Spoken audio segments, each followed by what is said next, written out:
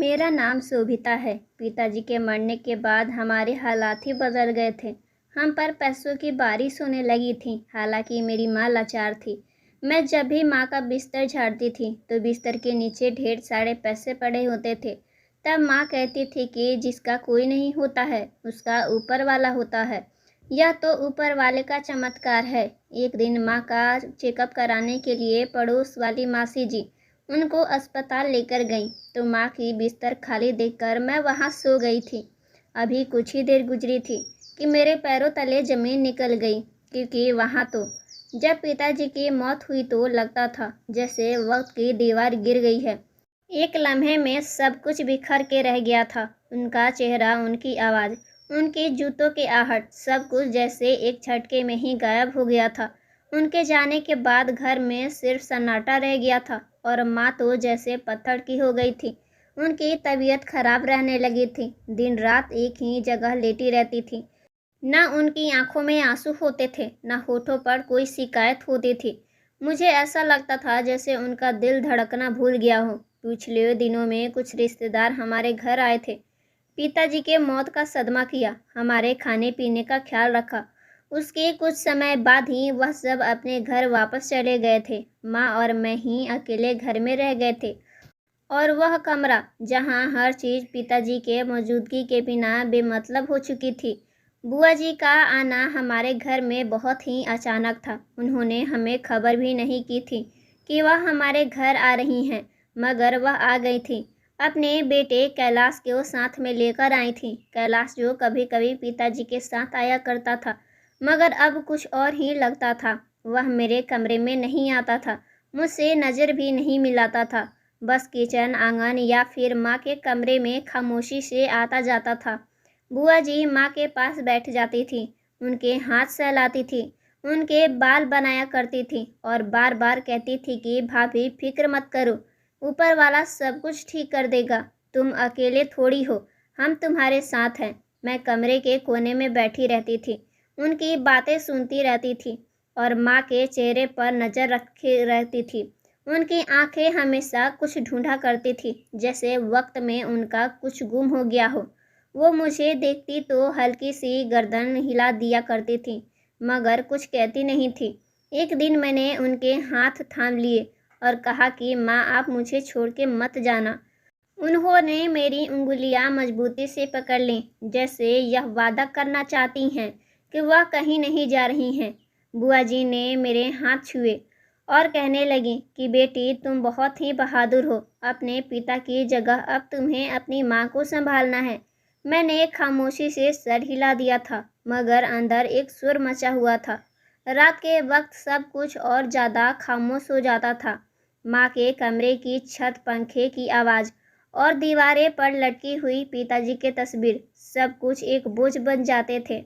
एक रात अचानक मेरी आँख खुली तो मैंने देखा कैलाश आंगन में चुपचाप खड़ा आसमान को देख रहा था। मैं दरवाजे के पीछे से उसे देखती रही। वह कुछ बोल ही नहीं रहा था, जैसे किसी गहरी सोच में खोया हुआ हो। अचानक उसने गर्दन घुमाई और फिर मेरी तरफ देखा। मैं फौरन पीछे हट गई थी। दिल की धड़कनें तेज हो गई थी। अगली सुबह वह नाश्ते की टेबल पे भी खामोश बैठा रहा। उसे ऐसा देखकर बुआ जी ने कहा कि बेटा कैलाश, तुम्हें यहाँ का माहौल समझने में अभी वक्त लगेगा। मैं जानती हूँ, मगर हम यहाँ अपने लोगों के साथ हैं। उसने कुछ नहीं कहा, बस गर्दन हिला दिया। कुछ दिन गुजर गए थे। माँ ने थोड़ा थोड़ा बोलना शुरू कर दिया था, मगर उनकी आवाज़ धीमी हो गई थी। वह बार बार एक ही शब्द को दोहराया करती थी कि लिफाफा मत खोलना। मैं हैरान रहती थी कि आखिर वह किस लिफाफे की बात कर रही हैं। उनके बिस्तर के नीचे कुछ खास नहीं था, मैंने देखा था, मगर उनकी नज़रें बार बार वहीं चली जाती थीं, जैसे वहाँ कुछ छुपाया हुआ है। अगले दिन स्कूल से वापस आने पर दरवाज़ा खोलते ही मुझे कुछ बदला बदला सा लग रहा था। माँ जग रही थी और उनके तकिए के नीचे कोई चीज़ नज़र आ रही थी। मैंने जल्दी से वह कपड़ा हटाया। एक कागज़ का टुकड़ा था, मोड़ा हुआ सा, मगर साफ था। जब मैंने माँ की तरफ देखा तो वह नज़र चुरा गई थी। मैंने दबे हुए शब्दों में पूछा कि यह क्या है माँ। उन्होंने बहुत धीमे से कहा कि बस मत पूछो बेटा। मैंने कहा, माँ मैं बड़ी हो गई हूँ। उन्होंने कहा कि तुम बड़ी नहीं हुई हो, संभल गई हो। उन्होंने एक धीमी सी मुस्कुराहट दी जो पल भर में गायब हो गई थी। बुआ जी दोपहर में आईं। कुछ कागज उनके पास थे और कैलाश भी उनके पीछे खामोशी से आया। मैंने जल्दी से वह कागज दोबारा तकिए के नीचे रख दिया था। माँ ने मेरा हाथ दबाया, जैसे चुप रहने का इशारा कर रही हूँ। रात को जब सब सो गए थे, मैंने तकिए के नीचे हाथ डालकर कागज को निकालना चाहा, मगर माँ जग रही थी। उन्होंने धीरे से मेरे हाथ पे हाथ रखा और सर हिला दिया। कहने लगी कि नहीं, अभी नहीं। फिर उन्होंने करवट ले ली थी। मैं सारी सारी रात जागती रह गई थी। छत के पंखे की आवाज़, पिताजी की तस्वीर और माँ की खामोशी मुझे चैन नहीं दे रही थी। सुबह हुई तो कैलाश घर के आंगन में पानी डाल रहा था। मैंने कहा, कब तक यहाँ रहोगे? वह कहने लगा कि जब तक ज़रूरत हो तुम्हें। हमारे यहाँ रहने से एतराज़ है क्या? मैंने कुछ नहीं कहा, सिर्फ अपने कमरे में वापस आ गई थी। बुआ जी सवेरे सवेरे आ जाया करती थी, आटा गूंद लिया करती थी, चाय बना दिया करती थी, माँ को गर्म पानी में हाथ धुला देती थी। उनकी हर हरकत मैं जैसे कि कर्ज था और वह कर्ज निभाने के लिए ही आई थी।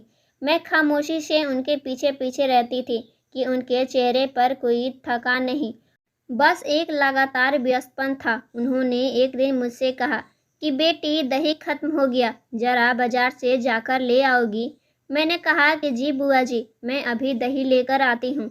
एक दोपहर माँ सो रही थी। मैंने उनके बिस्तर की चादर बदली। बिस्तर के कोने में हाथ पड़ा तो कोई चीज़ महसूस हुई। कपड़ा उठाकर देखा तो नीचे लिफाफा था, पुराना मगर भारी। खोला तो अंदर नोट भरे हुए थे। उसे देखकर मैं दंग रह गई थी और फौरन ही पीछे से माँ की आवाज़ आई, जो अब तक सो रही थी। वह घबरा गई थी। मैंने कहा कि माँ, यह पैसा कहाँ से आया? तो उन्होंने कहा कि बेटी मत पूछो। उन्होंने हाथ जोड़ लिया और कहने लगी कि बेटे, इसे छोड़ दो। मैंने वह लिफाफा वापस रख दिया, मगर दिमाग में एक हलचल सी होने लगी थी कि यह पैसे कौन रखता है, कब रखता है और क्यों रखता है? क्या इस बारे में बुआ जी को पता है? क्या कैलाश भी कुछ जानता है? मैंने उस दिन चुप रहने का फैसला कर लिया था, मगर अगले दिन कुछ लम्हों में यह राज मेरे वजूद को परेशान करने लगा था। 2 दिन बाद जब मैं किचन में बर्तन धो रही थी, कैलाश अंदर आया और मुझे नज़रअंदाज करके फ्रिज से पानी निकालने लगा।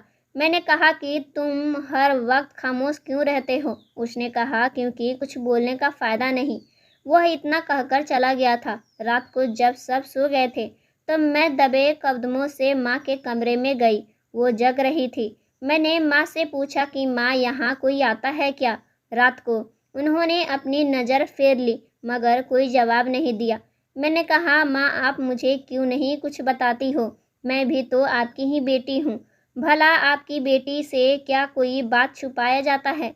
उन्होंने मेरे सर पे हाथ रखा और सिर्फ इतना कहा कि बेटी, सारे राज वक्त आने पर खुलेंगे, बस तुम थोड़ा सब्र करो। अगली सुबह बुआ जी माँ को दवाई दे रही थीं। मैंने कमरे में दाखिल होकर हैरानी होकर पूछा, बुआ जी, आपको पता है कि लिफाफे कहाँ से आते हैं? मेरी बात पर वह एक लम्हे के लिए रुकी, पूरी तरह से रुकी। फिर कहने लगी कि बेटी, कुछ सवालों के जवाब ना ही लो तो बेहतर होगा। यह ऊपर वाले के पैसे होते हैं, हमें स्वीकार करने चाहिए। मैं तब भी खामोश हो गई थी। उस रात मैंने फैसला कर लिया था कि मैं सारी रात जागती रहूंगी। माँ के कमरे के पास ज़मीन पर चादर बिछाकर मैं लेट गई थी। रात धीरे धीरे गुजरती जा रही थी, मगर कोई भी आहट नहीं थी। बस छत के कुछ हल्के हल्के सी आवाज़ें आ रही थी, जैसे कोई चुपके चुपके चल रहा हो। जब सुबह हुई तो मैं थकी हारी आंखें रगड़ती हुई उठी तो देखा कि कैलाश आंगन में बैठा हुआ सिगरेट पी रहा था। मैं उसके पास गई और कहने लगी कि तुम रात कहाँ गए थे? उसने चौंक कर मेरी तरफ देखा। कहने लगा कि तुम्हें क्यों फिक्र हो रही है? उसके यह शब्द जैसे बहुत तेज धारीदार थे, जैसे वह मेरे हर सवाल को ईगो पर ले रहा हो। 2 दिन के बाद माँ को हल्का बुखार हो गया था। बुआ जी ने उसकी खास सेवा की। सारी दिन वह उनके पास रहती थी। शाम को जब मैं सफाई कर रही थी तो फिर से मुझे एक लिफाफा मिला, उसी जगह पर, माँ के बिस्तर के नीचे। मैंने तेजी से उसे उठाकर अलमारी के पीछे छिपा दिया। माँ ने मुझे देखा, कुछ कहना चाहती मगर उसके होंठ कांपने लगे थे। माँ की तरह देखकर मैंने कहा कि नहीं माँ, अब मैं खामोश नहीं रहूँगी। मैंने वह लिफाफा रात को खुलकर देखा था तो उसमें पैसे थे। मैंने नोट गिनने शुरू किए तो उसमें पूरे 5,000 रुपये थे और साथ ही एक पर्ची भी थी जिस पर लिखा हुआ था कि बस इतना ही पॉसिबल है। फिलहाल यह किसी का लेटर था। कौन था जो पैसे दे रहा था और यह लिफाफा का क्या मतलब था? मैं यह सब कुछ बुआ जी से पूछना चाहती थी, लेकिन मैंने खुद पर कंट्रोल किया रखा था। अगले दिन जब कैलाश माँ के कमरे से बाहर निकला तो उसके हाथ में कोई चीज़ थी। वह जल्दी से आंगन के कोने की तरफ चला गया और वहां गड्ढा करके कोई चीज़ उसमें दबाने लगा। मैंने यह सब कुछ साफ तौर पे देखा था। जैसे ही वह आंगन में आया, मैं उसी कोने की तरफ गई और ज़मीन में खोदने लगी। तभी वहां से एक प्लास्टिक की थैली निकली जिसमें एक और लिफाफा था, मगर यह खाली था। अब बात साफ होने लगी थी कि कोई तो आता है जो पैसे रखकर चला जाता है और कैलाश जरूर कुछ ना कुछ छुपा रहा था। माँ की खामोशी, बुआ जी की सावधानी और कैलाश का यह व्यवहार, सब कुछ किसी न किसी राज की तरफ इशारा कर रहा था। रात को मैंने माँ से आखिरी बार पूछा, क्या मैं किसी मुसीबत में हूँ? वह कहने लगी कि नहीं बेटी, नहीं बेटी, तुम परेशानी में नहीं हो। बस उन्होंने मेरे सर पे हाथ रखा और कहने लगी कि तुम सलामत रहना और सब कुछ बर्दाश्त करना जैसे मैंने किया है। उनकी आंखों में एक जंग थी जो शब्दों में नहीं बताई जा सकती थी। पर मैं एक नन्ही सी लड़की इस जंग के मैदान में बेखबर कदम रख चुकी थी। उस रात मैं टाइम से पहले बिस्तर पर लेट गई थी, लेकिन नींद मेरी आंखों से कोसों दूर थी। माँ के कमरे के बाहर रखी लकड़ी की पुरानी कुर्सी हल्की सी आवाज करती थी, चिराहट जैसे किसी का वजन बर्दाश्त कर रही हो। पंखा चल रहा था मगर माहौल में एक अजीब सी घुटन फैली चुकी थी। मैं खामोशी से दरवाजे की तरफ देखती रही, दिल जैसे किसी अनदेखा खतरे को महसूस कर रहा था। रात के किसी समय अचानक आहट सुनाई दी, दबे कदमों की आहट। मैंने जल्दी से चादर को मुंह पर खींच लिया, लेकिन अपनी आंखें बंद नहीं होने दी। मुझे डर लग रहा था। फिर मैंने धीरे से उठकर खिड़की के पर्दे के पीछे से झांक कर देखा। एक साया धीरे धीरे माँ के कमरे के तरफ बढ़ रहा था। एक लंबा और सादा सा वजूद था, धीरे धीरे चलता हुआ माँ के कमरे के दरवाजे के सामने रुक गया था। फिर उसने झुककर जैसे कुछ रखा और फिर बिना आवाज किए वापस लौट गया। यह देखकर मैं दंग रह गई। मेरा दिल जोर जोर से धड़क रहा था। मैंने माँ की तरफ देखा। वो जाग रही थी, लेकिन हल्का सा भी कोई रिएक्ट नहीं दे रही थी। उसके चेहरे पर एक अजीब सा सुकून था, जैसे वह उस सायों को पहचानती हो। ना डर ना हैरानी, बस एक खामोशी की कबूलियत। अगले सुबह मैंने माँ के कमरे में जाकर इधर उधर देखा। दरवाजे के पास एक छोटा सा लिफाफा पड़ा हुआ था जो अंदर से खुला था। मैंने माँ की तरफ देखा तो उन्होंने सर झुका लिया। मैं कुछ बोलने ही वाली थी कि बुआ जी भी आ गई। उन्होंने कहा कि क्या ढूंढ रही हो शोभिता? मैंने कहा बुआ जी कुछ नहीं, बस माँ के कमरे की सफाई कर रही हूँ। उन्होंने कहा कि तुम रहने दो, वो तुम्हारी माँ की चीजें हैं, उन्हें खुद ही संभालने दो। बुआ जी की आंखों में नरमी थी, लेकिन शब्दों में एक हट छुपी थी। उस दिन के बाद मैंने कई रातें जागकर गुजारी। अब यह आहट अब रोज की बन गई थी। हर रात कोई आता था, कुछ रख दिया करता था और चला जाता था। माँ जागती रहती थी, जैसे वह किसी का इंतजार करती हो। मैंने कभी उसे साफ तरीके से नहीं देखा था, बस वह साया था, खामोशी से चलने वाला, और उसके चलने की हल्की सी आहट रह जाती थी। एक दिन मैंने बुआ जी से बात करने की ठान ली थी। मैंने कहा कि बुआ जी, रात को कोई आता है क्या? उन्होंने रोज की तरह इस बार भी सख्त शब्दों में कहा कि बेटी, हर चीज पर सवाल नहीं किया जाता। तुम बहुत ही सवाल करने लगी हो, तुम बातें वक्त पर छोड़ दो। लेकिन मैं उनकी बात सुनकर डर गई थी। उन्होंने नरमी से मेरा सर सहलाया और कहने लगी कि ऊपर वाला है ना, तुम्हें कुछ नहीं होगा।